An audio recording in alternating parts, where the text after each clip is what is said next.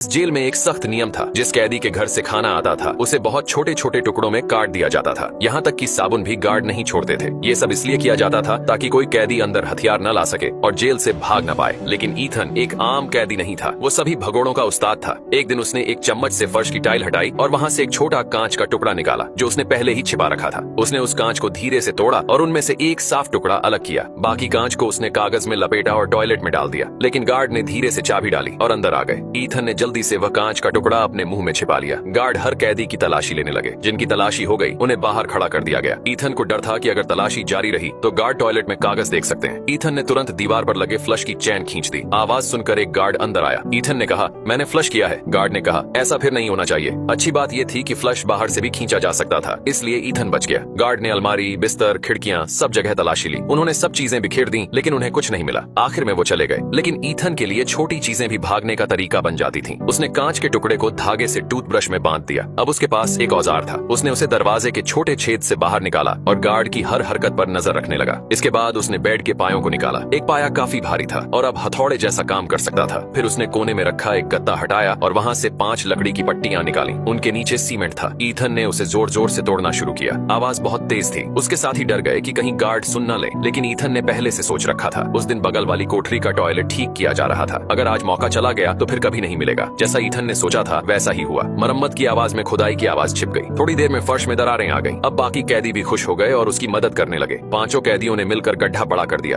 फिर ईथन ने एक कागज जलाया और उसे गड्ढे में डाला। आग की लौ हिलने लगी, मतलब वहाँ हवा चल रही थी। लेकिन ये रास्ता कहाँ जाता है किसी को नहीं पता था। उन्होंने मिट्टी और टूटे हुए सीमेंट को फिर से गड्ढे में भर दिया ताकि कोई देख न पाए। जब भी उन्हें मौका मिलता वे खुदाई करने लगते। रोज रोज मेहनत करते रहे और आखिर में कई दिनों की मेहनत के बाद उन्हें जेल से बाहर जाने का एक रास्ता मिल गया। ये रास्ता सीधा बाहर सड़क पर जाता था।